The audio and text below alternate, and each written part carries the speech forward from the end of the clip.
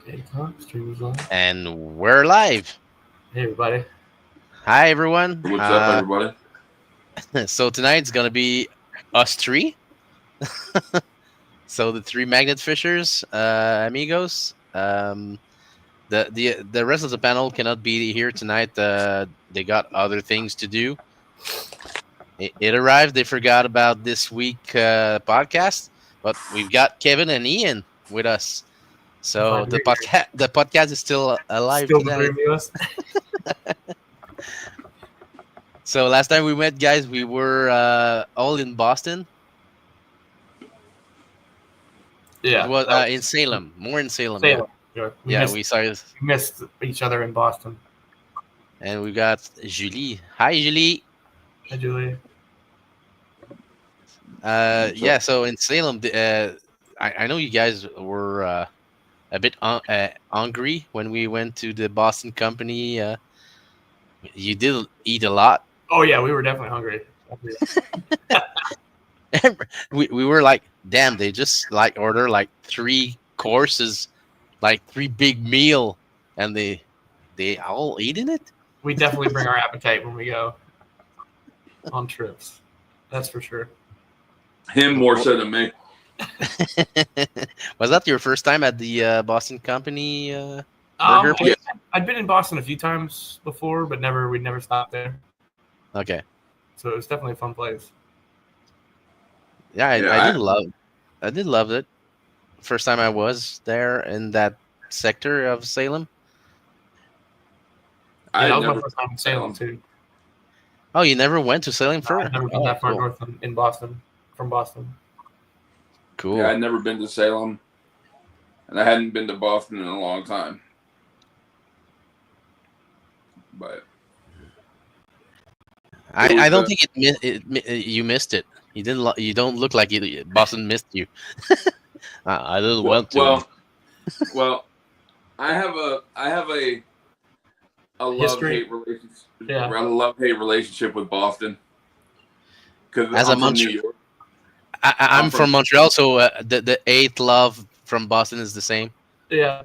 Yeah, I'm a Yankees fan. I can't mess with Boston like that. Hey, Cape Cod. How you doing? What up, Cape Cod?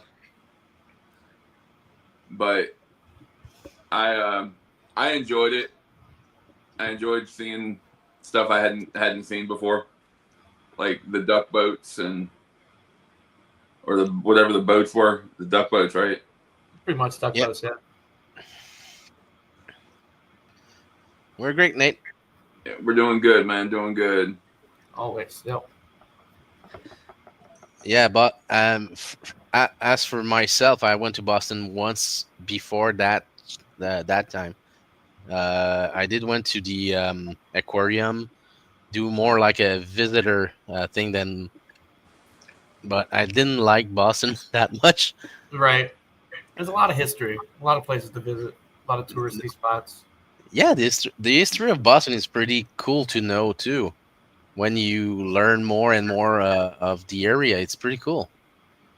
A lot of things happen around that. Yeah, I enjoyed it. It's a really, like, the architecture is what gets me. Like, the architecture is beautiful to me. It's like the buildings, I love the buildings. Like Ian said, the history of it. You probably love Montreal because some areas of Boston looks like Montreal. Yeah. Really? Yeah, the old Montreal, where there's the old ports. It's more. They were almost all Irish people that built the buildings. So what you see in Boston probably look the same in Montreal too. Right, I'm sure there's mirror architecture. Yeah, it makes sense. Hi, Tatiana. How you doing? Hey, Jason. Hey, everybody. Hello. We got a lot of peoples in the chat. Yeah. That's awesome. Did you guys went to other area around Boston? So the first day, I think we went early. You guys ended up going late. Yep. And the second day, we went a little later to try to and miss you guys by like 20 minutes, I think. I think the second day we ended up in front of the Children's Museum, which was right by the boat, the Boston Sea Harbor. And then what did we do the day before? The first day we got there, we went. You remember where we went the first day, Kevin? Didn't we hit Philly No, the way up too? We hit Philly on the way back, didn't we? Because on the way back, that was when we hit the shopping carts? Or was the shopping carts? I think so. Yeah. Well, where did we go the first day? I don't remember. I think I had a list of things in one of my notebooks. I'm sure we tried to tag a few of those before, and then ended up at the Boston Harbor the second day, and then the third day we met up with you guys in Salem. Yeah, but when we went to the museum, it's pretty clean around that place. We did get some good stuff, but not that easy. A couple things, some metal, and then Corey, my brother, got stuck because he threw the hook, and it took all three of us to pull it. And it had, I think it was a collapsed, was it a crab cage? Like that. It was just all in pieces. There were some bricks and a whole bunch of stuff, so it was super heavy. And it's still there. No, we took the cage and the brick. No, I'm talking about the magnet. The magnet. We didn't get the magnet stuck. Oh, the one Corey got stuck that we tried to pull her, and it snapped because it was a terrible angle. And there were nobody but duck boats out, so we're like, well, they're not going to stop and help us pull it out. It was actually the spot where you guys went, I think the first night, and then somebody was getting stuck, and then you guys were like, no, we don't like this spot. I tried to remember by the railroad, or by the I think it was a railroad bridge right next to the main road, and then it was a park, and then so you guys stayed near the front and were getting stuck, but we went to the very end and got one stuck, but you guys got yours out. Yeah, we did remove that, and we just didn't want to get another one stuck. Yeah, there's no chance of risking it the second time. No, we've had that a few times. I think we almost broke the rope at the same time, so that's why we didn't want to throw back. If that's what the other one get straight over, and there was nothing but, and then the angle didn't work, and I think it was close to a underwater line or something because it had a no dredging sign. Yeah, but after that, we just went on the other side of the bridge where there's the trains going over. That's where, and we found a pretty nice penny. Oh yeah. Yeah, but all the rest were. I think Julie got more than anyone as big items. She got the tripods for the panels. She got 3 of them. Oh wow. Yeah. And she's tiny. She's tiny, and she got all those big things, and I'm like, I got a spike. Yay. Yeah. It's all about picking a spot and getting lucky. But all the way should have been magnet fish another time. Oh yeah. We should have gone back there because there was a lot of things. And then that park we went to the end of after we ate. Yep. Looked promising. We didn't find a whole lot. That drum, couple pieces.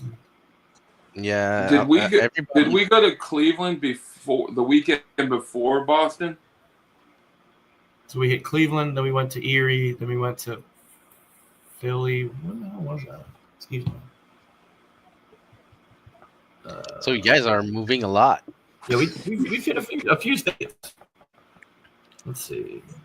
So that was April that we went to. So April 6th was when we were in Salem. What's that? I got March 22nd was when we were pulling the shopping carts out. So that was before. 21st we were in Erie. So yeah, Erie, Indiana? Pennsylvania. Oh, Pennsylvania, okay. Yeah, there was a nice pier behind the hotel we stayed at. Super cold. Otherwise, we'd have tried. And windy as hell.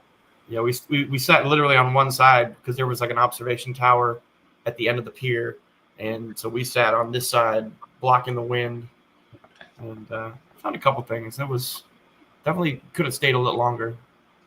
Because before that was March. We were down at Browns Island. In December was Georgetown, DC.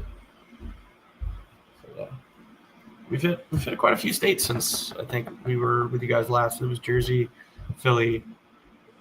Where else did we go? You keep all the notes, bro. I don't. I've slowly started slacking because we really have. I kept track of all the scooters we caught and bikes and stuff the years prior.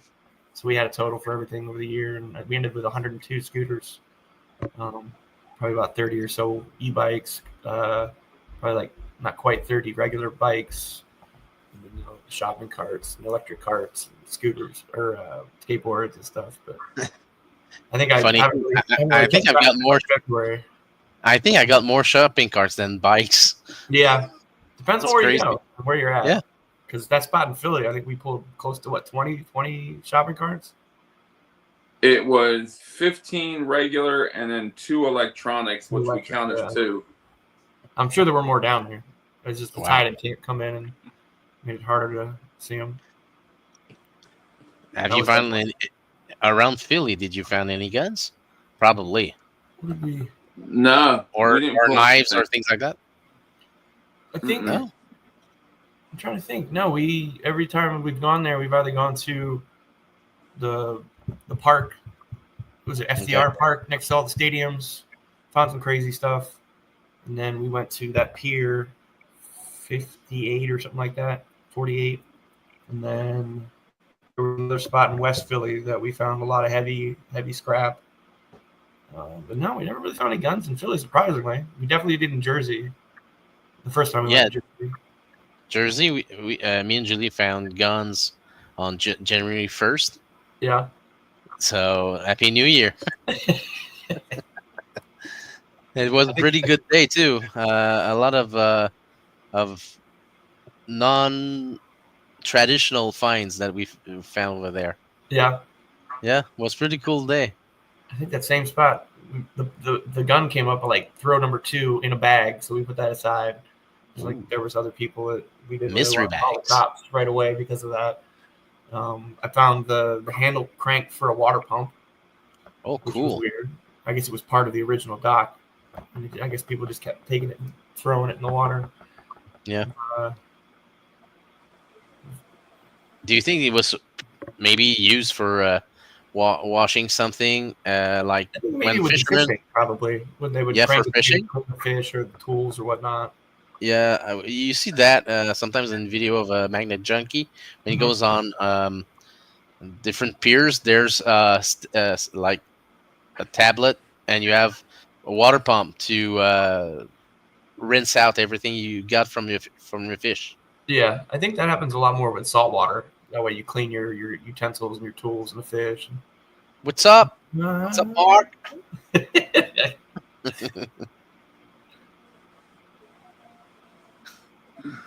Hey man, how you doing? So, have you ever went south? What was the southest place you went? South. We went to North Carolina. We met up with one of the 2. What was it? 2 chicks in a 2 magnet. Chicks in a magnet. Yeah. Found a lot of stuff. It's been a while. I didn't hear about that. Spooked the water moccasin while we were there. Okay. We after we left, like they started having some personal stuff going on. Right. Mm-hmm. So I haven't really seen or heard anything from them either. No. I do remember watching them, talking to them a bit, but like it was in my first year, and they disappeared. Yeah, they were the one that found the Uzi. Yeah. Yeah. I thought that was a really cool video. They did went south. I think they mixed with squash magnet fishing once or twice. They ended up going down to like Florida, I think. They went pretty far south.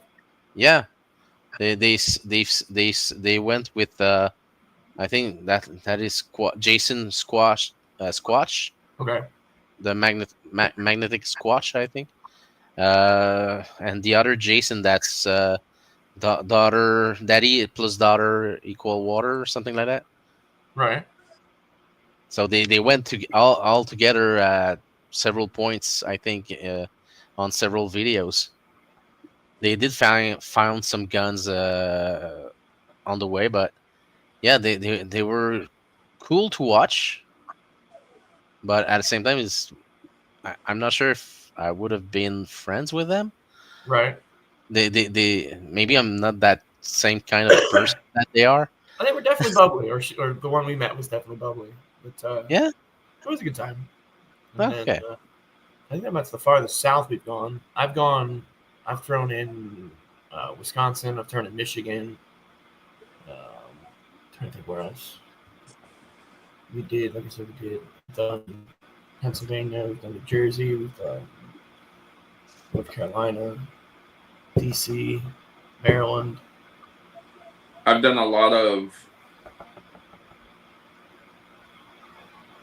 we do a lot of DC, Maryland area. Yeah. Tons of scooters and bikes. Yeah. We've done Baltimore a lot. From in the water.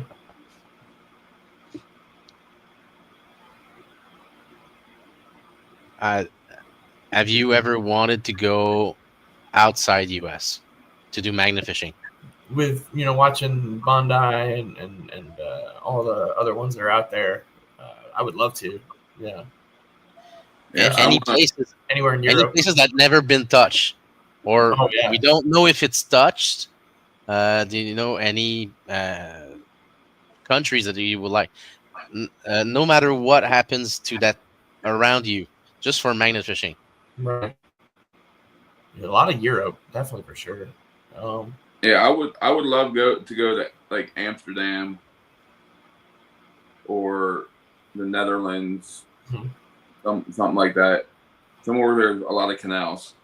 A lot of canals, a lot of history, a lot of good food.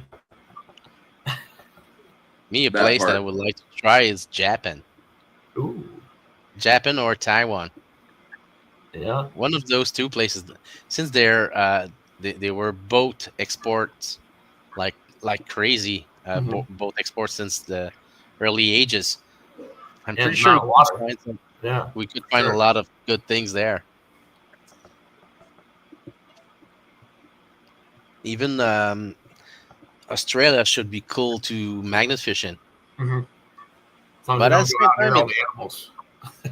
Yeah, it probably will kill something, and it will attack you anyway. Yeah, just by looking at it. I'm gonna have to say negative on Australia just because the spiders are huge. Yeah, pretty much everything can kill you. The biggest one won't kill you. It's the tiniest one that will. Yeah. Don't worry. I'm scared of big spiders too, and snakes. Yeah, arachnophobia ruined me as a kid. Yeah, that movie I think ruined a lot of people. I just don't like spiders because you can't see their mouths. Okay, so when you see their mouths, it's even more scarier. It's for you to get scared. Yeah, I'm not a fan. Nope. Can't do spiders.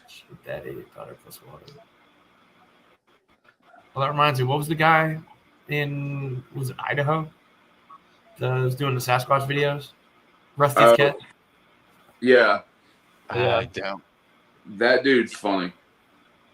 Oh, he's doing like music videos, country music videos. It's like what him and Squatch or whatever. It's a guy that is dressed up in like the Jack Link's Sasquatch costume. Okay. Coming out of the woods, and he's teaching them how to throw magnet fishing and metal detecting and singing country songs at the same time. It was interesting. Definitely. So he does singing, does magnet fishing. Mm-hmm. That's and weird. Metal detecting. It was definitely a funny video. Should be cool to see one of the videos. I never What was it seen called, that. Kevin? It was Rusty's Catch Me and Squatch or something like that. Me and Sasquatch. Something like that. I'll see if I can find it. That way we can have him check it out. It's definitely worth watching. I tried to get a hold on Bandai to be part of the podcast. He doesn't want to talk to anyone. Really? Yeah.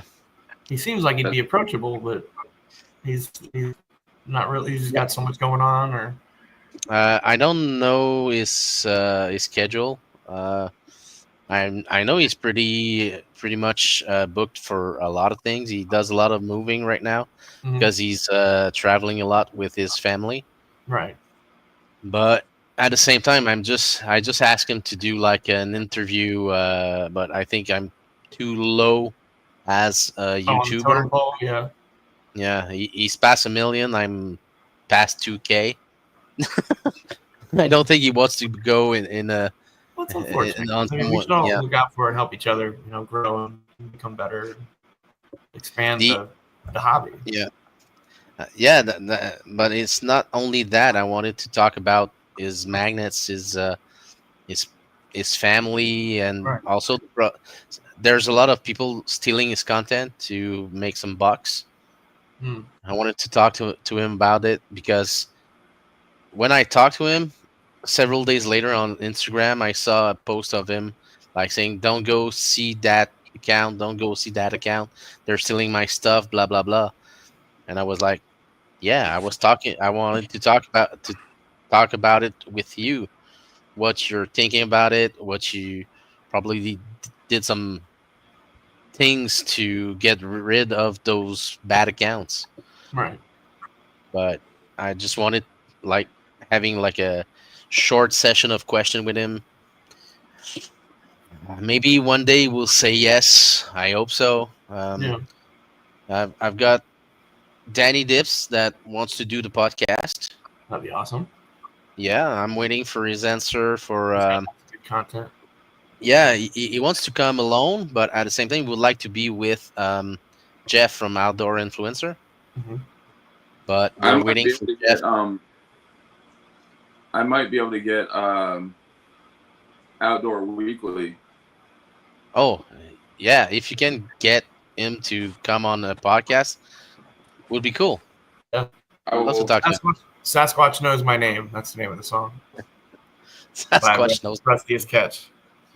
There's going to be Bigfoot Knows My Name. That's what it's called. But yeah, I would like to talk to a lot of people for the podcast, not just about magnet fishing.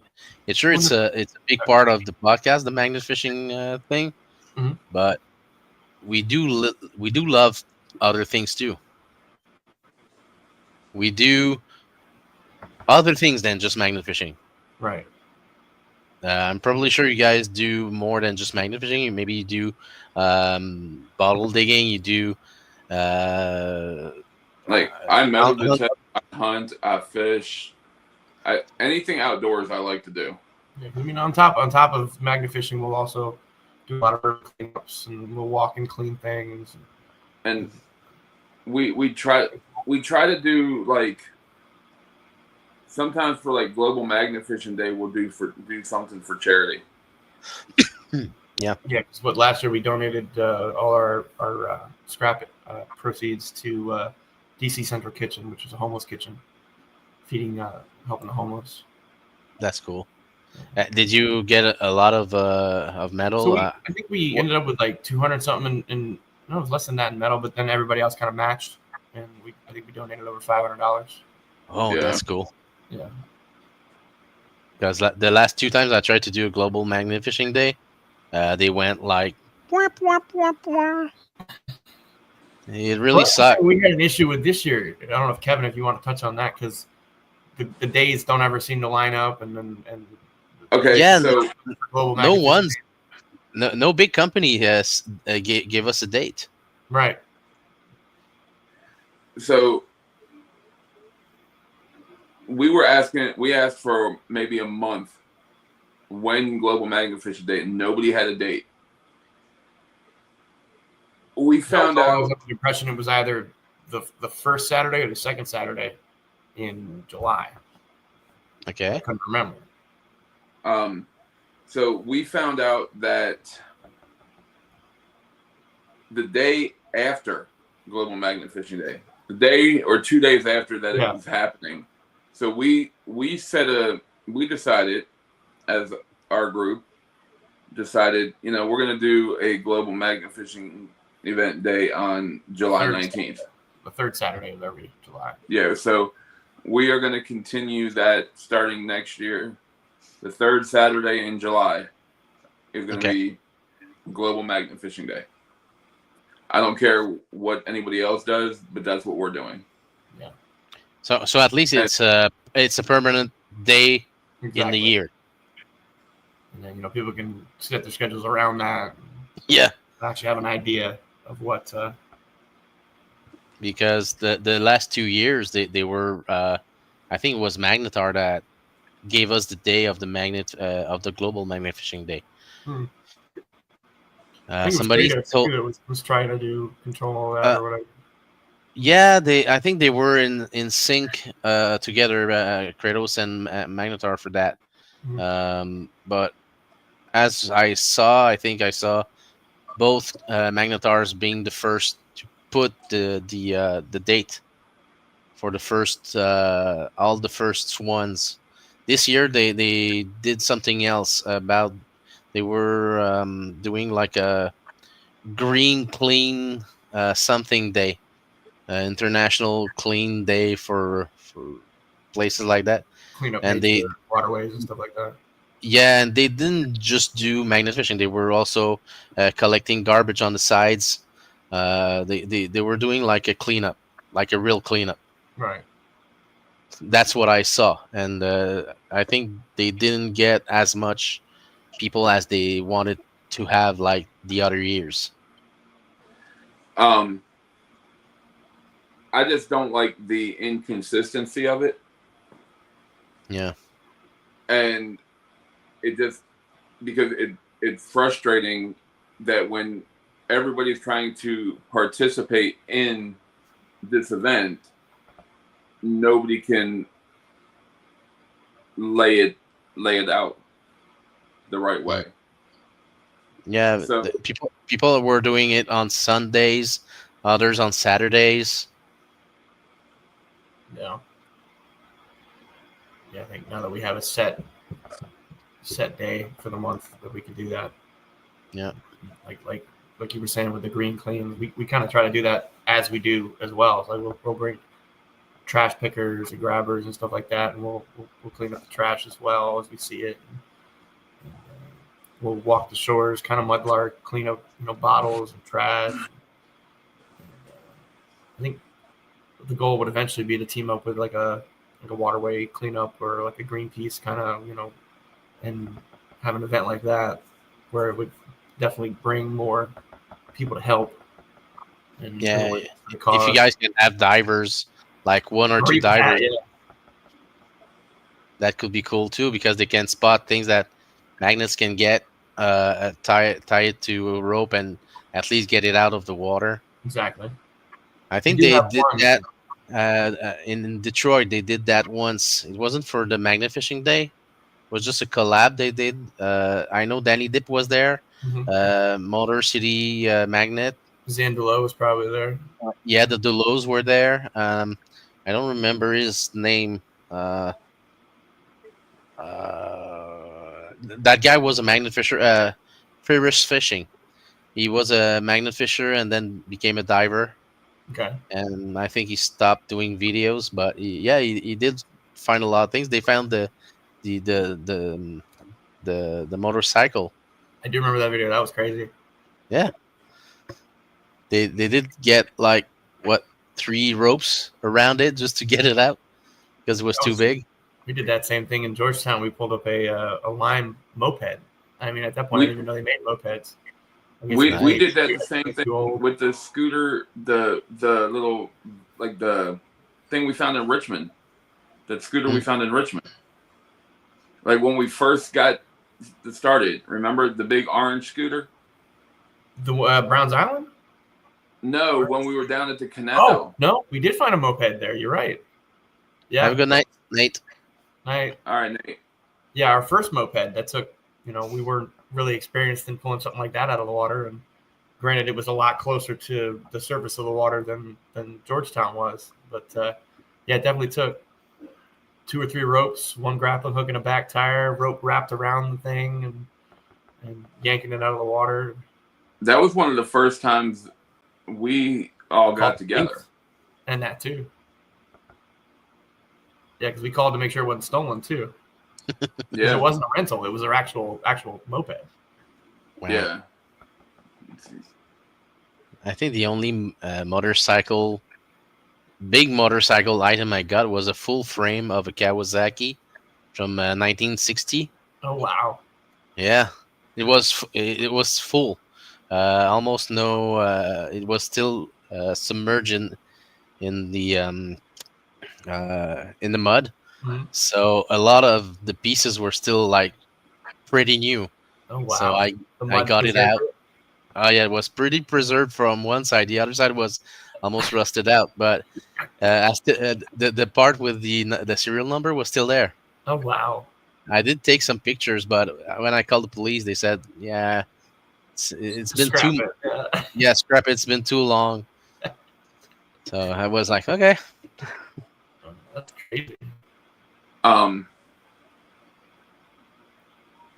But we're working on a few things down here to bring the community of magnet fishing together. Okay. It's under development, but figure we could touch on it a little bit if you think it's a good idea, Ian. You talking about the website? Yeah. So that and the coalition. Okay. Well, they go hand in hand. All right. So we are working on developing a magnet fishing coalition and kind of like a website / database. Cool. With location and like basically different magnet fishers, information, like websites, social media, all that stuff. So we're developing that. We've been trying to develop that for what, like 6, 7 months. We're working on it. We've got a lot of notes taken down. We just need to find the right web developer to give us a hand. But we're trying to basically create a somewhere where you I think the plan is to have a map once you get into the main website where you've got all your states and you can click and see, hey, we have this many magnet fishers or metal detectors here throughout here. Let's say if you're close to this, let's click here. If you're looking for somebody to collaborate with, or maybe the police are looking for some help, where all the information can be in one area. People can have whatever amount of information they want to give for contacts. And, you can reach out, hey, I'm traveling, any good spots, just basically bring everybody closer, bring more awareness and explain to new people how things go, and basically bring it to people's attention. Yeah, that's a good idea. I don't know if they've tried this in the UK once, but I know there's some drama over there still going. Right. For more than a year, even 2, I think. But yeah, that could be a good idea to at least know who's where. Mm-hmm. And if you want to connect and try to magnet fish with them or any kind of treasure hunting with the other ones, yeah, it should be cool. Yeah, I think it's going to be once we get it up and running, it'll definitely, I think it'll take off. With the amount of people that we have in the hobby. This is actually the first time we've actually talked about it outside of our group. Oh, cool. And with Brute, yeah. So I'm new to the group now. That's right. Breaking news. It's a breaking news. You heard it here first. You heard it here first. That's right. Nice. But will it be like linked to personal email, things like that? Do you think it's relevant to have like direct connection to the other treasure hunters? I think there'll be a little bit, depending on how much information you want to give to share with your personal stuff. If you just want to have your Instagram or your YouTubes or maybe an email, not so much phone numbers, but that way there's at least a way to get a hold contact with a magnet fisher or an organization that per se wants to be part of this. River cleanup groups, maybe they'll have another window or something for them. We're still troubleshooting and figuring out everything we want to put on there. So you've got the idea. Sorry. So you've got the idea. You've got some coordinates. You have some other things to put on that website. Did you at least do like a mock-up of it, and like just to have a logo, a name, something, or are you just waiting to have somebody to create on the website all the ideas and put it on that? So I think we've got a bunch of ideas all listed. We've come up with a name. We've come up with a logo. It's been a while for that. And then I think we've kind of put together kind of a mock idea, but we haven't actually put it on. We've got the domain. So it's all just a little bit of more fine tuning, and then finding a web designer to give us a hand potentially if we don't want it to be look like we put it together in tech ed, little middle school website. We want it to actually be something that catches you, draws your attention. This was made by a 14-year-old. We don't want. I don't want my 8-year-old nephew to be the one to design it. Right. So we want it to be at least classy enough that people want to take part in it and be part of it, and I guess be proud of it. Oh yeah, that's for sure. And at least it's going to be easier for people to go and ask others to join up. Exactly. But at the same time, is there? Did you get any negative response from other magnet fishers or treasure hunters that says, "Nah, I don't want to be part of it," or "It's not a good idea," or we haven't really give my spots? Ultimately, if people don't want to give information, they don't have to. Yeah. Not like we're forcing. It's not like something that's going to be. We're not going to mandate, hey, if you're a magnet fisher, you have to go here. Mm-hmm. No, like people don't want to give their spots or whatever. That's cool, but like we've only really talked about it amongst our group. What's up, Julian? And that sounds crazy.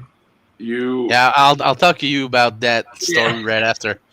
I wanted to give more info about that after that. Yeah, so we haven't really reached out to many. We've definitely sat down and talked to our I guess what we could call Angel, just not our liaison for Brute. Yeah, we've talked to, put ideas back and forth with her, try to fine tune things and what would work and what we should kind of put in the website.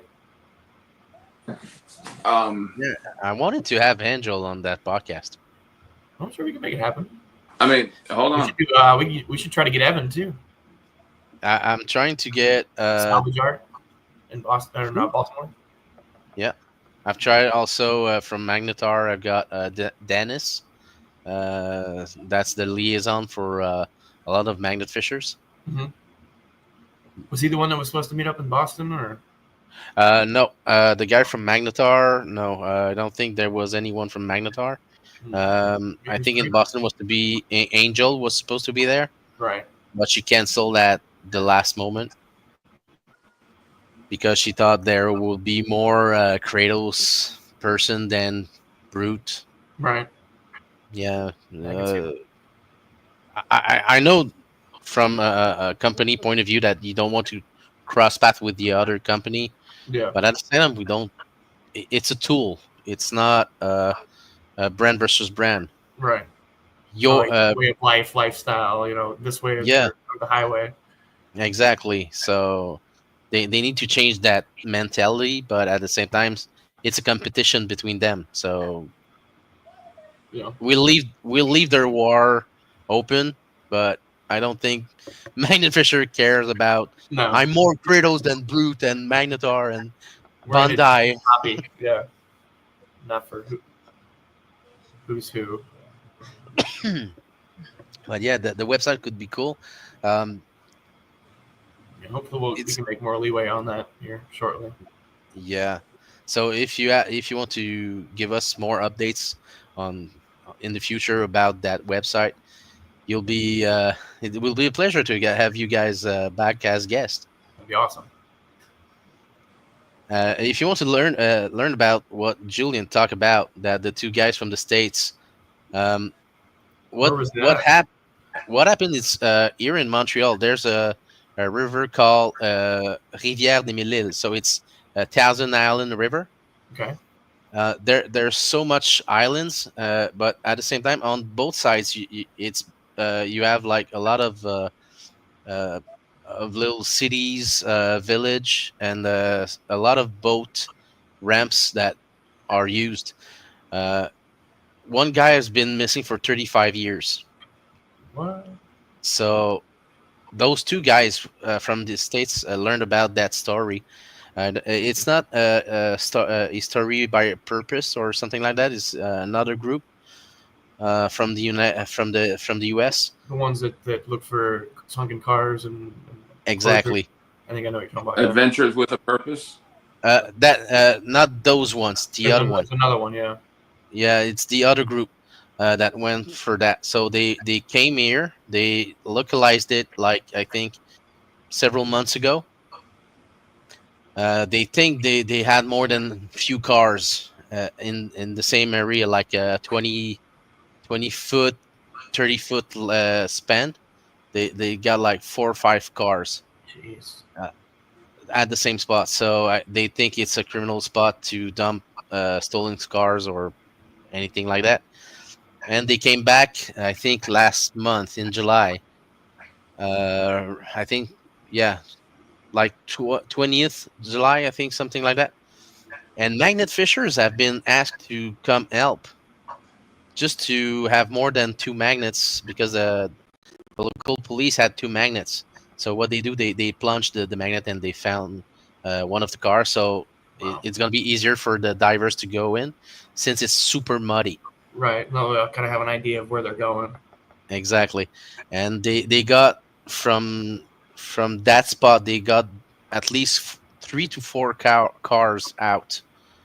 And 2 of them were stolen and nothing inside. One, I don't remember if there was another body inside. And they found on the bottom the 35 years old missing person. Wow. So the body was still inside. The car was pretty What's up? decay. What? Oh no, a friend of mine just came in Oh, to the chat. Amanda. Yes. Hi, Amanda. 35 years finding a vehicle. That's Yeah, so they found a 35-year cold case in the bottom of the Thousand Island River. So it has been like a huge story here for us because we don't have a lot of divers from for that kind of purpose here. We do have some pretty good divers, but we've got like unclear water. It's tough to find a clear water river here. Mhm. They are all muddy. It's all disgusting every time. You don't see a foot in front of you, so it's pretty. What's up, Amelia? What's up, Amelia? hey. So yeah, those guys came from the U.S. They came in Canada. They found this cold case, and they were looking for another cold case. I don't remember. I think in Ontario, too. They want to go there next. So I'm pretty sure they're gonna find a lot of good stuff because I there's a wouldn't lot. mind. Yeah. I wouldn't mind going to Canada to throw magnets. That would be fun. Yeah. Actually, my friend Amanda and her daughter Amelia, who just came in, they live in British Columbia. So it's all the way west from me. Yeah. But yeah, there's a lot of places in around Toronto, Milton, and things like that that could be a good spot for you guys if you want to go near Michigan. Mm-hmm. It's pretty close, and you probably get a lot of historical things. We actually got invited to go to the Red River out in North Dakota. Okay. That it's never been touched. Never been touched. Nice. And did it have like wars or something around that? It's a lot of Native American stuff. Oh, so it's going to be more mudlark than magnet fishing. Yeah, maybe. Possibly, yeah. Finding some arrowheads and things like that. Pottery. Yeah. It's always cool to find pottery and stuff. Yeah. A lot of that. Especially when we're on the rivers. Have you ever guys got what they found in the UK, the pipes, the clay pipes? Oh, like the tobacco pipes or anything like that? Yeah. Yeah, the long ones. No, I never. Like a peace pipe. Yeah. I wish I could find one like full, like still attached with the on the pipe. Right. Remember, Ashley found that pipe, that blue. She found a clay ceramic, something like it. Someone had definitely caught it, but the majority of it was ceramic. That was in Norfolk. That was in Richmond, I think. No. It was we went. You guys came down because I was down in Norfolk. It was January 1st. Remember, I found that pew right in front of you, and you got mad at me. Yeah, because I unbagged it. Because I unbagged it. No, that one wasn't in a bag, was it? I pulled something out with the bag. You cleared the way for me to find it. I gotcha. Yeah. But that was a really cool pipe. It was like white clay, ceramic clay with like blue marking, painting. And, turned it on display. Yeah, there's some spots in Montreal. I'm probably sure if we could go diving, probably sure we could get several of them. But at the same time, it's so murky. I don't know if we're gonna find them. So we got Larry's dive certified. I'm not certified. It's been a while though. I can only go down to 60 feet though. I haven't got the clearance for deeper, but it's been a while. Yeah, but to have people like that. Yeah. In the part of the group, I want to get dive certified. Oh, I got Dookie Master. Hey, Dookie. So thank you, cleanups, and thanks, man. Hope you find some gems and jewels. Yep.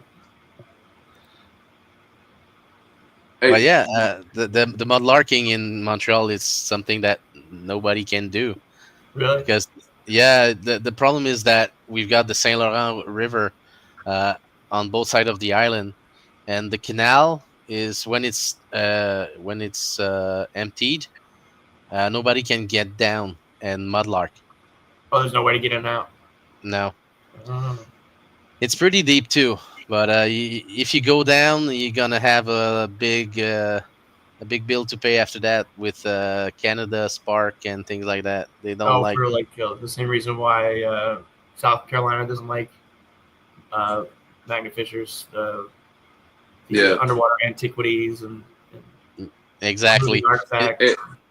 Yeah. And at the same time, that canal, it's called Lachine Canal. It's been blocked with Park Canada because it was almost a sewer.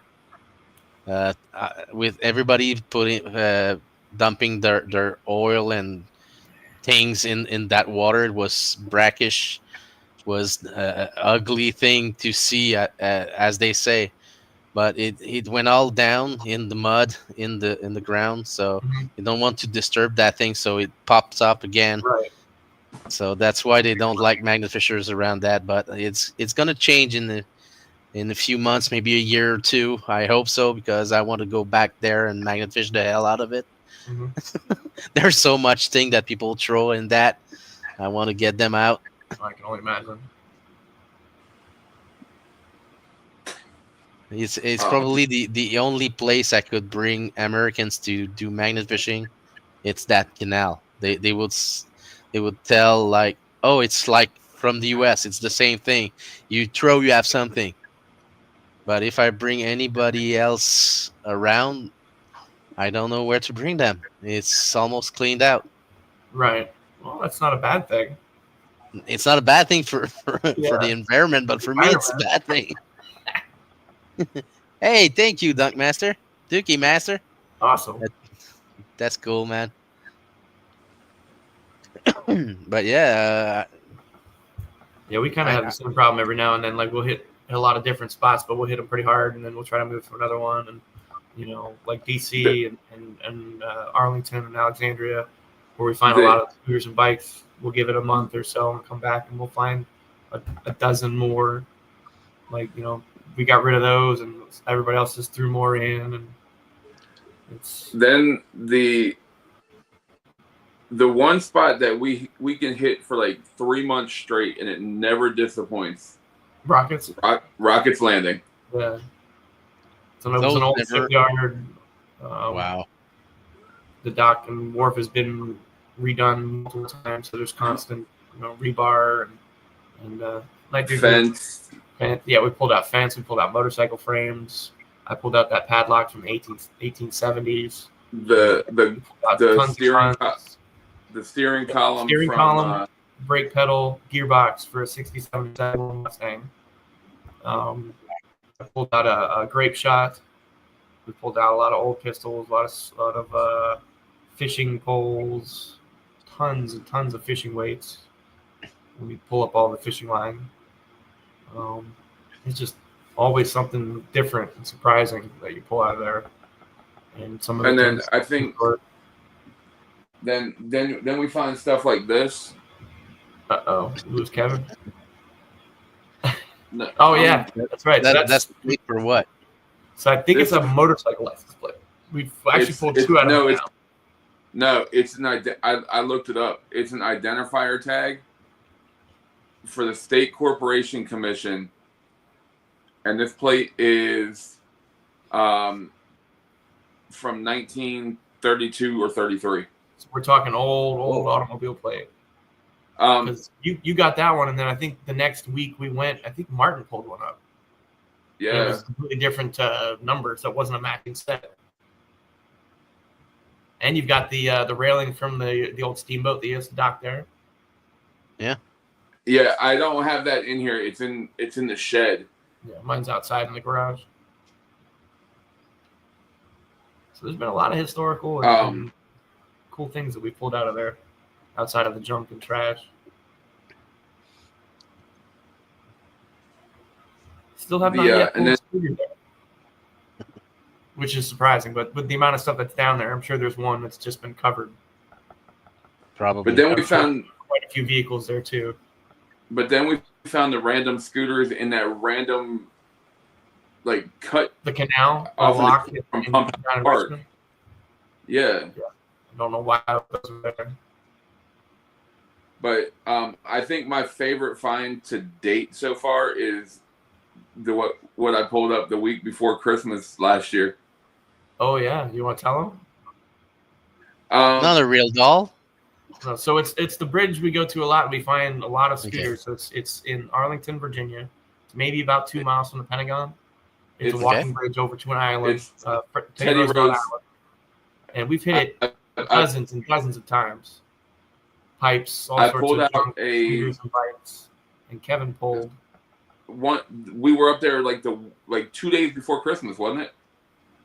It was either 2 days or two after. I think it was like the 28th, maybe. And I pulled up a World War II pineapple grenade. Mark II pineapple grenade. That's cool. Yeah. Was it a like a A practice one, or So that's what I thought at first, but it wasn't cored out at the bottom. It didn't have anything on the top, like the pull tab or the flip.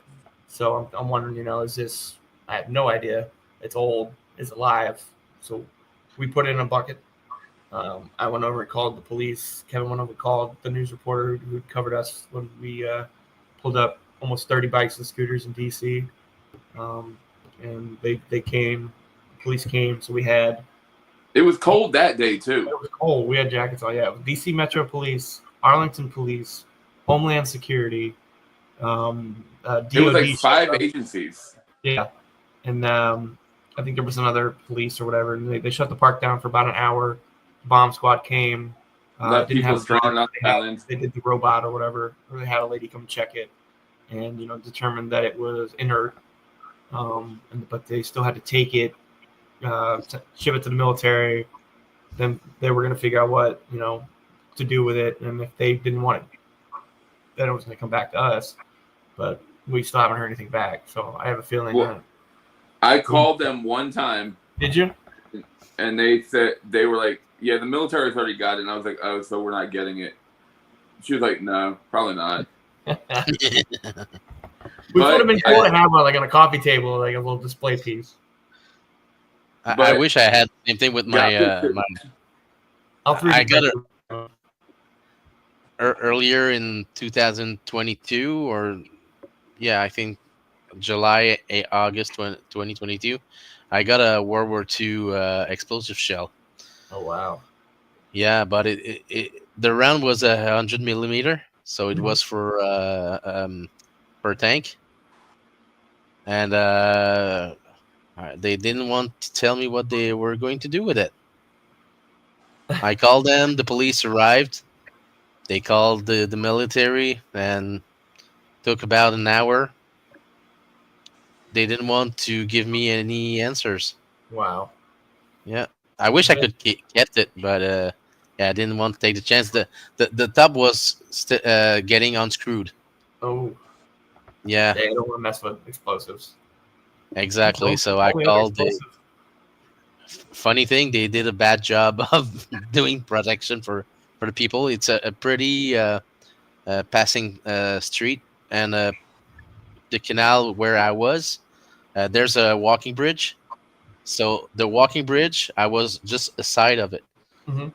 So I put it in the bucket, still full of water. They got it out. They put it on the side, and they were 2 cops on the side of that, and they didn't move.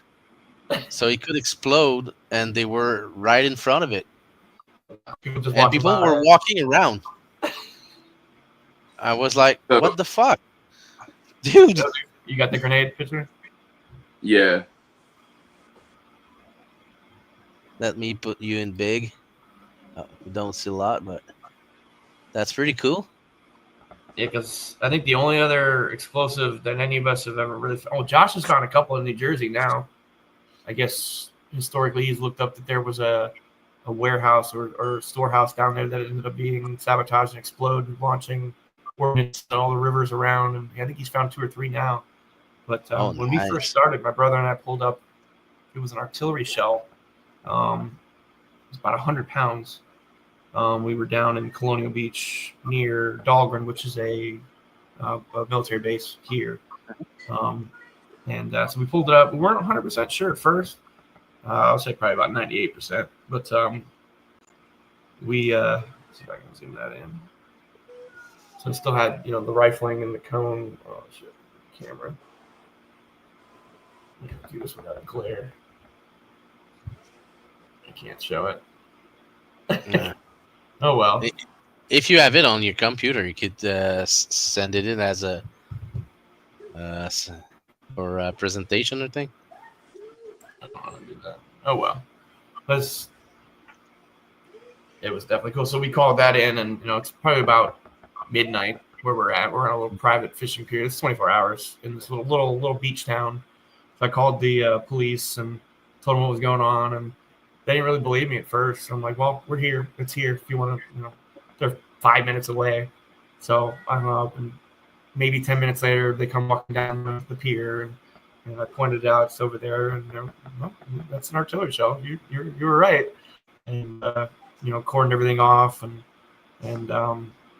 they had to get in touch with Dahlgren, which I guess they couldn't do that until about 6 a.m. So we ended up packing up and leaving, and everybody else got kicked off. There was maybe 2 other people, but I still felt bad, and never heard anything back. Never saw a news report, a news article, anything. So I can't imagine it was live, but still, it was every bit of 100 pounds it took. It was probably about that big. So, damn. Still had a cone, still had rifling on the bottom. It was probably one of the crazy. It took a Brute 360 Boss and the Wildebeest to pull it up. That's the 4250. So that Wildebeest is ridiculous. It really is. It's about 10 pounds. It's not a throw it all day magnet. It's a super heavy frisbee. It's like 3 dock buttons. That doesn't fly. Yeah. No, you'll break your wrist trying to throw that, and whoever you throw it at. But Yeah, I mean, that's the biggest from Brute, I think.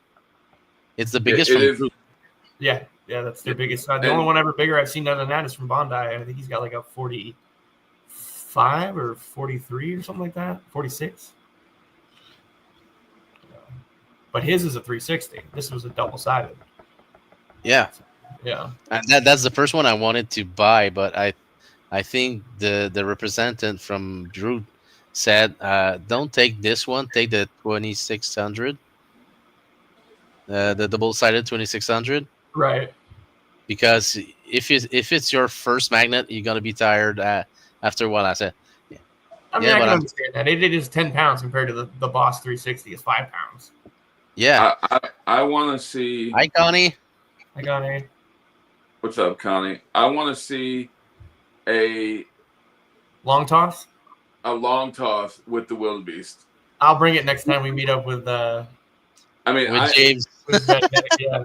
We can actually do 2 because I have one too. Oh, that's right. Yes, I think we'll do a long throw toss with them and see. The proper way to throw that thing would be like the disc throw, like swinging. They spin around. Yeah, I think it's probably the best thing you can do. But I think you gotta tie off to your waist, hold the slack in your hand, and then hammer toss. Have everybody back up about 10, 20 feet. It should be and like when they let go, they let go at the river. I don't know if I'm gonna throw far, but I'm gonna try it. That's for sure. That would be fun. Yeah, I don't know about how far I can throw it, but just let all that rage out. Let it go. Get that 100-foot rope. Yeah. And if you can throw a 100-foot with a 10-pounder, that's amazing, man. Take some skill. Especially if you can fully extend the rope. Yeah. I saw James do it with his tiny rope because he do have a shoestring rope to throw far. Oh yeah. That's one of the things I said to him. Don't show me that little rope. It's easy to throw something with that. Try the bigger rope. Yeah, you need it's heavier, full of rope. Yeah. Yeah, the 10mm rope. the paracord doesn't work. No, and if you get stuck with the paracord, you're toast. Because that's not. I'm always afraid that rope is gonna snap. With a 10-pound magnet, yeah.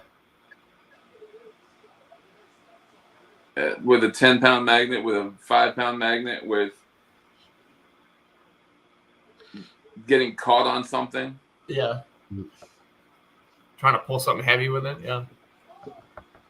He did try it. He did try with the Mega Cube, the Prometheus from Kratos, with his small rope, and he said no, never again. I'll use a 8mm rope with that one. Right. I'm still not fully comprehending the cube magnet. It just something doesn't make sense to me. The only best thing I can tell you about it is that since you have at least 5 side that are flat, it's the best thing you can have when you want to corner in something. Mm. It's the best thing because it's gonna grab more efficiently to pull out, but at the same time, you can do it also with a rounded 360. You can do the same thing too.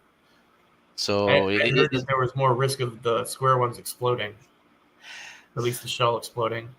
I don't I know. guess it's the same with pretty much anyone if you abuse it enough. I think the one from Kratos, I saw 2 people exploding one. Danny did explode the Magnetar Mega Cube, and he buy another one. Mine's still in pretty good shape. Nothing, but I don't use it like often. So Right. I still use my Titan from Kratos like always. It's not cracked. Nothing. Just the shell I've been that I changed like once. It's what 4 years I'm using it. Yeah. Still pretty good. Still full good shape. No problem with it. So I've got I've one replaced. that's about that same age with the brute, with the boss. It's still. yeah, I lost my boss. I've had had it to stuck quite a few times and ended up having to rescue it 3 or 4 times. But, I've had to replace I think 2. right. I've replaced One because 1 or 2, I think. I think it was because they both got stuck. Another one in Georgetown is because it got stuck. Right. And then no, I didn't. I only replaced that one because I was able to take the shell off and flip the magnet when it. Right, on the one that got cracked. That's right. Yeah. I do need to order another one now because there is some cracking in, not cracking, but like indentations going into the magnet itself. Mm-hmm. And I think I got to figure it out once I get my life settled. If it's the one that's cracked or, but it's okay. I'll get it together. But the next one you get first, remove the shell and put some silicone inside the marine one, Mm-hmm. the one that can go in the water. Is that like a buffer for protection, or? No, it's just like a glue silicone base thing that is gonna make just a small cushion. It's stupid, but it's super thin, but it's gonna be a small cushion just to help for any kind of impact you can do. That's what I did with my Titan, and I only have rocks here, and they're fucking big rocks. It doesn't crack. I don't know what that marine thing does, but it helped a lot. That's crazy. And you only put that inside. Yeah, it's pretty good tip. Yeah, right. But yeah, the first boss I got, I think the second throw, not the second throw, the third throw I made with it, I cracked it open. Oh no. Yeah, I throw, and the only thing you hear is like a big talk. I was like, oh, mother. I put it in, cracked, fully. Yeah, it was done. 3 throws with it. In our group did that looked like it exploded. Yeah. Looks like it exploded and got hit by a train at the same time. Yeah. It was. Yeah. Mark from Two Brothers Treasure with his Titan, the first one he got, exploded because of the sea life inside. He magnet fished with it, forgot to clean it. It expanded and exploded. Yeah, I think I've only ever hit saltwater, pure saltwater, like 4 or 5 times, but I made sure definitely to clean the roe. When that saltwater's no joke when it comes to that. When we went down to Yorktown, right? That was saltwater, wasn't it? I think it was borderline brackish, borderline saltwater, because it hadn't quite yet. Because York River doesn't quite get out to the ocean right there. I think you had a mix of salt and fresh water. Yeah, brackish. So Still clean with that too. yeah, you cleaned it, but at the same time, you have more uh more time to clean it before it does something to your magnet. Yeah, and the rope. Gosh, salty rope. That's never fun. No, it can break. Just that can break. When I get new equipment, I always purposely get extra ropes. Yeah. Yeah. Extra ropes and extra grappling hooks. And carabiners. Yeah. Do you guys love the aluminum ones? So I liked the red ones that Brute has, but there's been quite a few times where they've run out and all they have to ship is the metal ones, which absolutely don't work. They stick to your magnet and turn the magnet sideways. I've bought quite a few Kratos ones. I love their design, the ease of getting it on and off. But I think, between the Brute and the Kratos carabiners, the aluminum ones, I like the Kratos ones. Really just the fact of the design of it.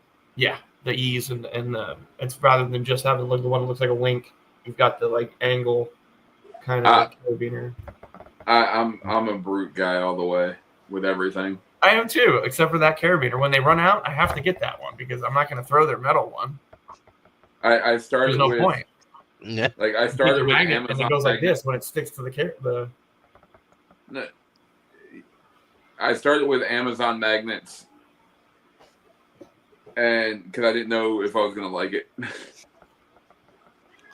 but then I switched to Brute and became a Brute guy. Did you become a Brute guy because of the Fisher? No. I actually started magnet fishing by watching videos of Outdoor Weekly. Okay. Yeah, I think Fisher might have been the first one I watched, which made. And then I started doing it with an Amazon magnet and was like, And then I started looking up magnet companies and I found Brute, and I'm just been there since like 2022. Yeah, late 2022. I did get my my Boss, my 2600 from Brute. I got the Boss as soon as they said, yeah, we're gonna do the first launch of the first 360s. I was one of the first buying those things. Maybe that's why it cracked. It was not perfect. or I was just an amateur that didn't know what to do. But yeah, I did win the Titan that I'm still using right now. I won it on the Squatch Magnetic Squatch Friday night live or something. I did buy some 360 from Magnetar. Mm-hmm. I bought the Terror first, lost it, buy it back, and now I've got the Mega Cube. So I've got 3 brands that I'm still using, but I'm not attached to just one.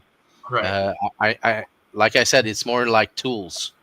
Depending exactly depending where you are, what type of rocks you've got underneath, because here they are all freaking wave breakers or ice breakers, so they're fucking huge. So you get stuck inside of one of them, you lost your fucking magnet. Yeah. So yeah, those are the problems. But yeah, they are tools. I am very good at getting my magnet stuck.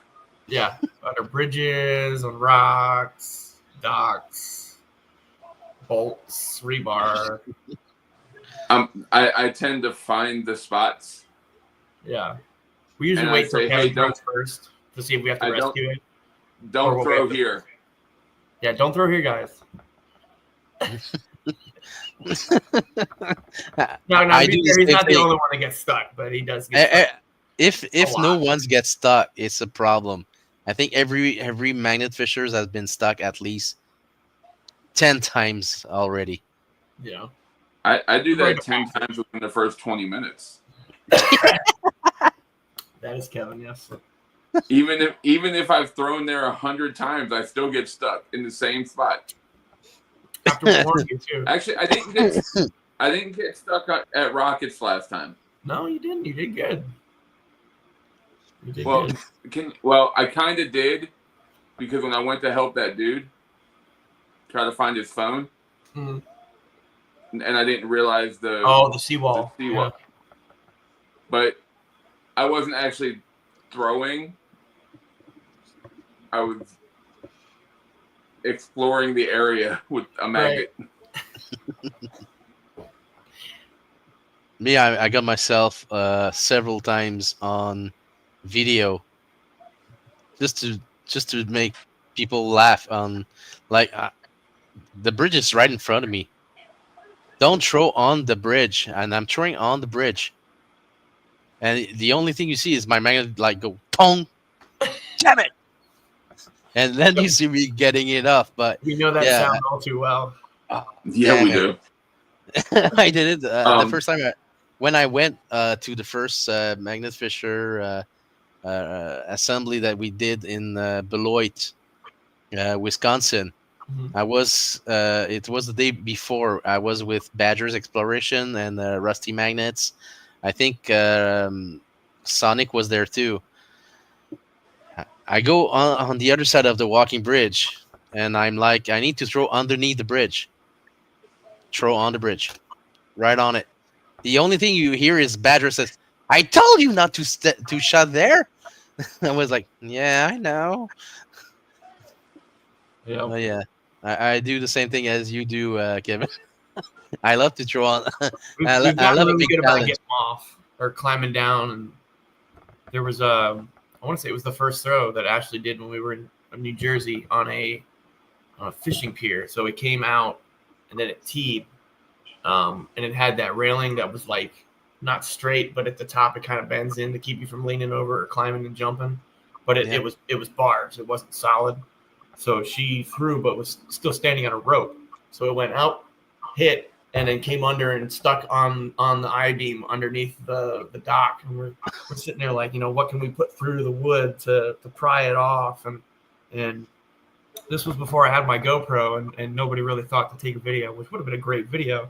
I decide in my infinite wisdom that I'm going to go over the railing, walk my way down the railing, and I'm going to have them take the rope, pull it slightly tight, and then I stomped on the rope and it ripped it right off the I-beam, and we got it back as I'm hanging feet from the water. And then there's stupid things to get magnets back. Then there's the when we were in Philly, when I got my magnet stuck under that, like that. Where you found the little green glass ball. Yeah, so it was the majority of the platform was aluminum, except for underneath it there was a long I-beam and then another I-beam lower down. So he gets stuck underneath. It's not one we can reach through the railing to get back. So I have to go out, climb a fence, get through the brush, maybe this much clearance underneath it, belly crawl all the way down there till I can get over, at least the drop down. I can put my feet down, and we pried the magnet off from down there, crawled back out. Did you show us some of those pictures? I think I saw something about that. That was in Philly. I don't know if I've posted any of that stuff yet, because I still have a lot of stuff on my GoPro. I'm behind on posting on Instagram. I'm so behind. I still haven't even posted the stuff from Boston. A lot of it's because it's got water and rain on the front, or from Salem. There was still like a lot of the good stuff, like the bikes and the railings and stuff like that. I'm just so far behind editing. Because I saw someone rescue magnet about the same way you just described it, and I thought it was you guys. It may have been. I don't even think I had enough room to record during that. No, I think it was more pictures. It wasn't like a video. It was pictures of how tight it was. We'll have to start doing that. So keep doing what you're doing, Kevin, and we'll have more footage. Yeah, I'm not going to be comic relief. Don't worry, everybody's a comic relief sometimes. It'll happen, yeah. And then there was that one time at Rockets we got the two Boss stuck together. Yeah, that was fun. We decided to, we took a bunch of different things. I think we took a McDonald's plastic cup, smashed it, slowly wedged that in, worked a couple other things in there, and then started hitting it with a mallet while two people pulled at the same time. And then I think I took my welding hammer and smacked that in there too. And then I think we pried it and pulled at the same time. And it was way more work than it should have been. It's weird that people get those kind of magnets stuck together, and sometimes people just yank, and they got separated, and sometimes you're trying and so hard, yeah. I don't know what's the problem sometimes. Well, it's even worse. I think didn't we start out getting stuck together in the water? Yes, that's what it was. It was in the water. I think somebody pulled a little too close, or in the process of pulling something up, stuck the magnet. But I've had the Wildebeest and the Boss 360 stuck together too. That was even worse. But there was more surface area to work with the Wildebeest. I think we tied one end to the side of the dock, and then one person pulled, and then we did the whole mallet thing. Tapped it off. We once had 3 Titans got together. It was pretty funny, but the way they were caught together was easy to pull them out. Right, but got worried about fingers at that point. But everyone was like trying to get the same thing to put it up, so we need like a third magnet. The third magnet went on the item, pull and slide off, and just get all 3 connected. Yeah, we were like, "Fuck." We got that thing out, but yeah, the 3 magnets were yeah. But yeah, they were pretty easy to remove. At least that. But I remember in Nashville when we did the collab in 2024, Johnny's Corner got two one-sided magnets got together. Oh boy! And we tried so much to yank. Nothing happened. All the forces on that one side. It's the only side. Yeah. Yeah, and the only thing that helped is that somebody was on the side of one, and we slide them off a bit, and they came up. Yeah. And I got my finger pinched between the 2 magnets. That's always a good time. Yeah. Oh yeah. With Jones Point, we've learned the technique of getting 360s off of seawall.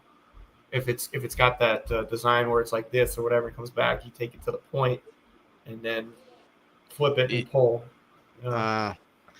Yeah, but if you don't see it, how can you know which model it is? Well, yeah. Well, at least with you got to at least look beforehand, or if it's something where you can actually get on your belly and lean over and reach it, because sometimes it's not that easy.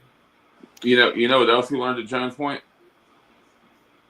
People like to throw picnic tables in the water. Yeah, we put the picnic table out. Yeah, with they a get 1,200-pound clamp. He pulled it with a clamp, and then we put 2 grappling hooks on it and yanked it up. It was perfectly underneath where the metal bar came under the picnic table. You got it with the clamp. I did get one with the Colt in Beloit at the Magnet Fishing thing. We got one. It was wood, fully with full water inside, more than 400 pounds at least, and we got it up, and it was the biggest catch of the day for us. And I did get another one here in Quebec, but this one was near the border, was near the side. Just have to pick it up.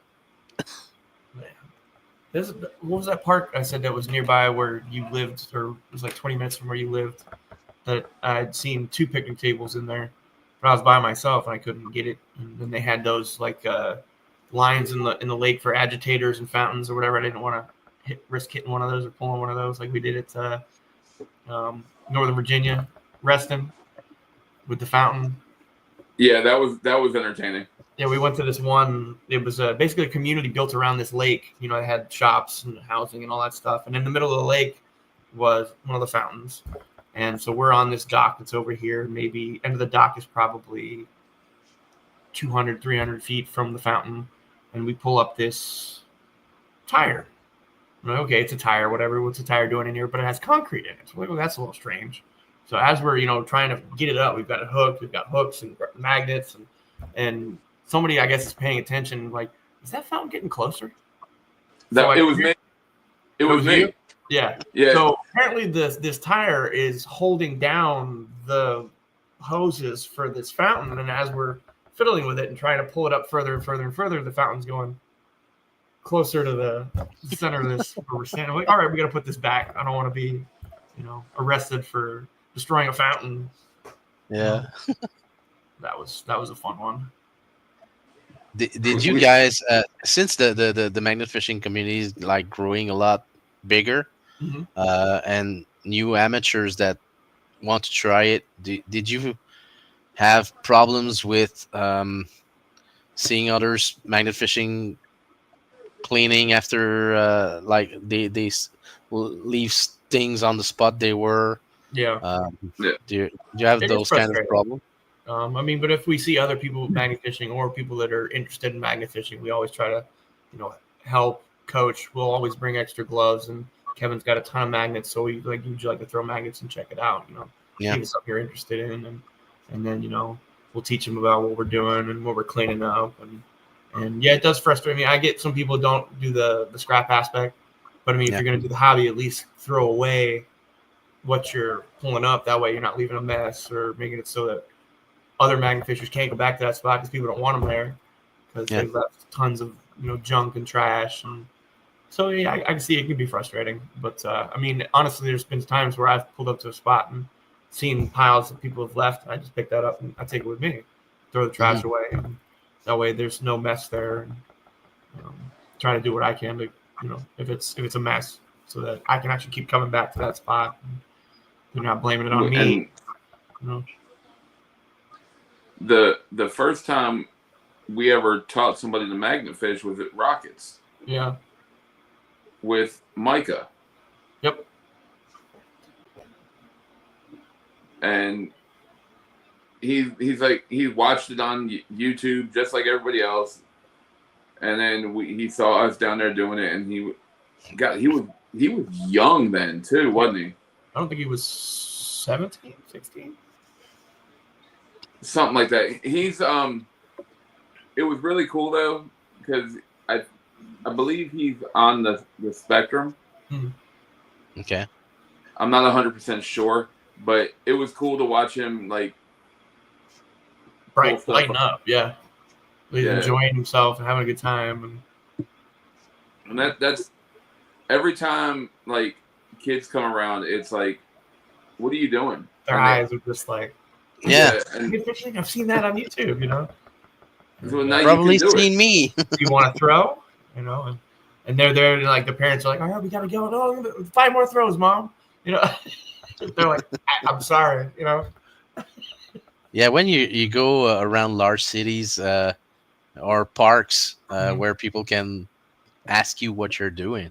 Yeah, they are pretty curious and they want to try. And it's always fun to answer questions, and like I say, letting everybody that wants to throw. And see, we've done areas where it's heavily populated, and then we've done areas that are not so populated. Like you're hearing banjos. Yeah. I think we're in the woods. Yeah. And hey, you want some moonshine? Yeah, pretty much. The answer would be yes on that. Yeah. The answer to that question is always yes. Always yes. But I find we get more traffic, obviously, in the heavy populated areas, and more people who are interested in what we're doing. Yeah. Than going into like the rural areas up in a mountain creek somewhere. Because we've done that and walked out with nothing but a a broken cart, and friggin' ridiculously amounts of metal that should not have been in the cart. Woods, yeah. But they're dumping grounds. Sometimes those woods are dumping grounds. Oh yeah. You need to find those places and clean them out. Like what was it? 3 weeks ago, we put in a little river, probably about 45 minutes south of where I live, and walked it down until it got deep enough, and we floated it down, and we were under 2 or 3 bridges, and we ended up pretty much filling the canoe up with just all sorts of scrap, and then pushing it back upstream because we went downstream. But like I said, it's just we need to rethink that. We need to rethink that. Yeah, not just rethink. Go like with a crew. We did. We were 4 deep. Oh, but a bigger crew. Yeah, but no, I think we need a little trolling motor if we're gonna do that next time. The problem is that river, creek, or whatever it was, partially a sandy bottom, partially a rocky bottom. Right. Which was weird. Mm-hmm. Yeah, and then it was like, and we're like floating. At one point, we don't have any foot. We're trying to kick, and then it's this shallow. And so you have like really big, like deep, and then coming back and deep again. Yeah, and it was raining when we were pushing it back. Ooh. Yeah, random. Like it was literally like a 20-minute rain shower. And we got the metal detectors and everything in the canoe. We got them all covered up, and But then we it was super busy in Georgetown and DC and Northern Virginia, Richmond. Did you ever get any annoying viewers when you go like in public places? Like, there's always people that'll stop to ask. You've got people that understand what you're doing immediately, or then you get the people that are asking questions, don't understand what we're doing, which it's obviously easier to explain to someone who already knows what you're doing, but it's still also fun to teach the people that don't have any clue what you're doing and why you're doing it, and clean up the environment. I would say we probably have some people that you would consider annoying, but at the same time, it's what you consider annoying. Somebody else might just want to talk your ear off, because the best case I can say is at one point I was with James and Barbie. My first time I went to Sheepshead's Bay. There was a young guy, like maybe a 13-year-old, kept following us and talking while we were doing the magnet fishing and doing the video. Never stopped talking. And we went there at 10 in the morning and we left at almost 7 at night. All day with us. Oh, man. It was freaking annoying. Kevin, when we went to Colonial Beach that windy day, wasn't there like a group of kids that were biking up and down and then following us, asking to throw magnets, and then... No, that part, there is an annoying part that it wasn't Colonial Beach. It was Waynesboro. The kids who got the magnet stuck on the bridge where Corey had the Spider-Man across. Yeah, so we're obviously throwing from a bridge. Obviously, it's all metal, and we're like, just be careful when you're bringing it back up. Don't let it swing. Pull it out here, and then like the first kid, it's like swinging, and then he pulls it up right under the bridge, and we're like, so obviously we take it back from him, and thankfully it wasn't one of the good magnets. Well, and I don't think it stuck underneath. I think it was like on the pillar. So my brother actually waded out, climbed up the support, and then got it off. And it was, because I had got that magnet stuck the night before in the rapids. Yes. Yeah. Usually we try to give them the benefit of the doubt, but if they're like you said, you're gonna follow me around for 7 hours and I can't have my magnet back because you're still throwing it. That would get a little frustrating, yeah. Yeah. Or if hey, they pull something up, oh, you can keep it, but then it's something cool. And I'm like, man, I wish I found that. I mean, like I do with you. I dropped that accidentally. It was an accident. Yeah, I'm holding this piece of a pistol, and I lost it. The most annoying thing that happens to me though isn't really people. It's when you get something cool and you get it to the top to where you can reach it and it falls. Right. Yeah, that's annoying. I had a laptop that I got close, to the top. And it fell off the magnet as soon as I got it up top. Now I did have a redemption story on one of those. I think it was the first or second time I went to Teddy Rose Bridge with Ashley, and I had that big piece of pipe, and it was probably 2-3 feet long. Had a couple bends, or it was like a piece of plumber pipe, and same thing. I got it to right about chest high on the bridge, and I went to go pull, and as soon as I gave it that extra little tug, it dropped off the magnet. Went in, couldn't find it, and I think it was almost a year later. Somebody else stuck it, got it up, and then we ended up putting 2 other magnets on it and make sure we got it up out of the water. It was the exact same section of pipe. So we got. Are you talking about the magnet delivery? No, that was cool too. I was with my buddy James and Daniel, and I think I was there. Yeah, so you were there. So same bridge. Obviously, people do their kayaking and paddleboarding underneath it or whatever. And occasionally, I think the one day I was there that I pulled up a light post, and there was a guy there with me, helped me pull it up or whatever. And then I guess periodically we'd see him, canoeing or walking or whatever. And this guy in I think it was a kayak, pulls up underneath, yells up to talk to us. And I realize it's the same guy.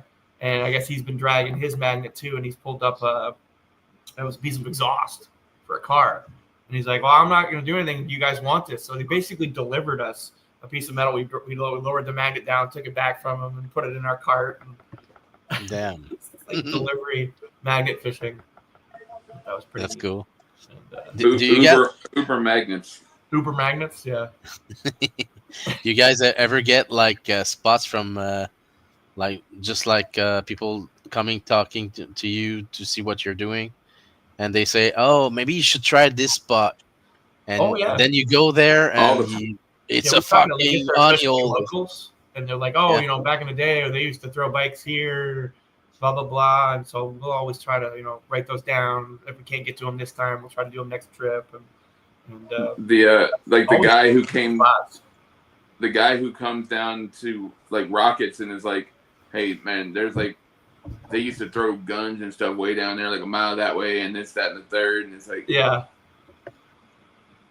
So we always try to take those into account, hey, okay, let's do some research, see where he's talking about, how close it is, how can we get in there, can we put a canoe in there? So it's definitely a good way to get information, is talking to locals or people that come up to you. And a lot of locals around Richmond, they know who we are now. Right, because we've been there a lot. For years. And yeah. When we first met up with them, we first started magnet fishing and going down to Richmond, they were like, what are y'all doing? We're making it better for y'all to fish. Oh, okay, you're good with us. You're good. We got you. Yeah. Get that line out of there. Where we go, it's a party spot on the weekends. Oh my gosh. Oh. Yeah, we stay past 7. Good luck getting your vehicle out of that parking lot.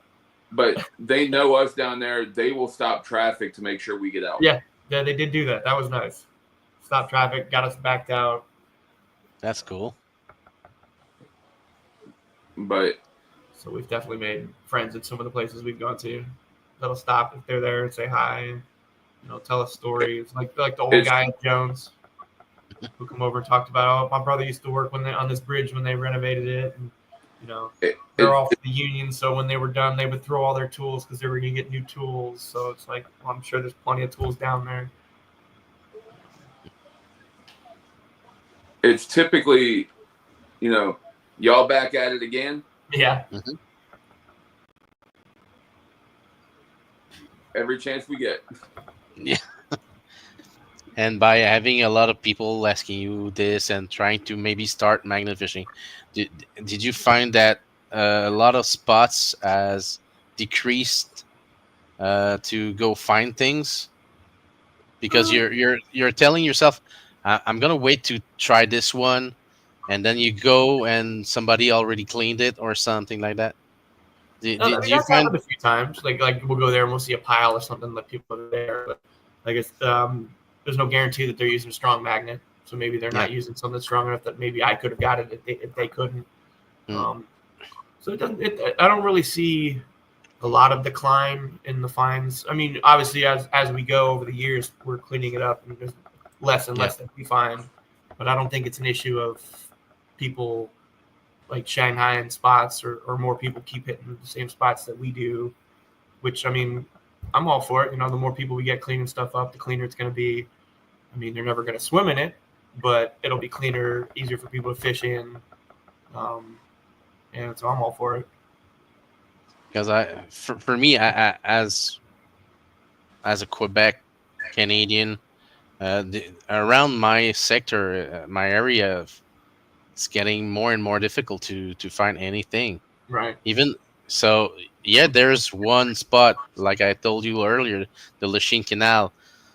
You can go there for the next year and magnet fish every day and still get a freaking load of things. Right. But around that, it's almost impossible to magnet fish because it's all privates area. It's landlords that got a boat and a dock near the water, so we cannot go there.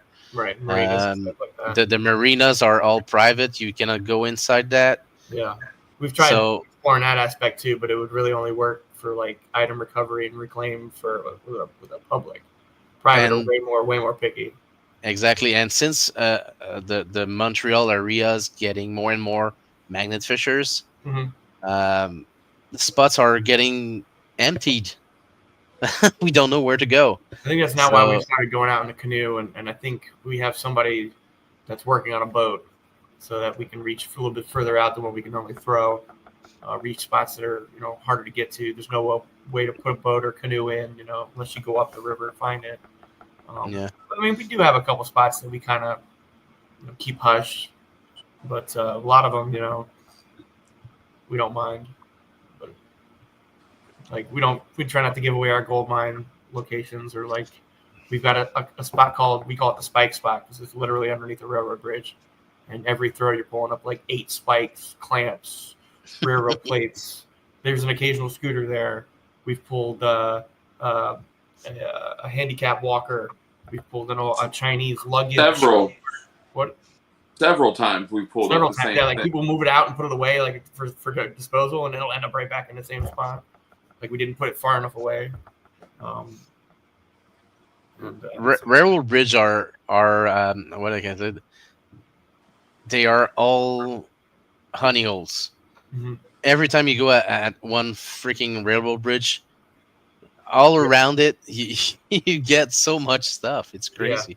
But it's like I don't know how the pig iron. So anything railroad metal related is classified here as pig iron, just in the process of how they make it and process it.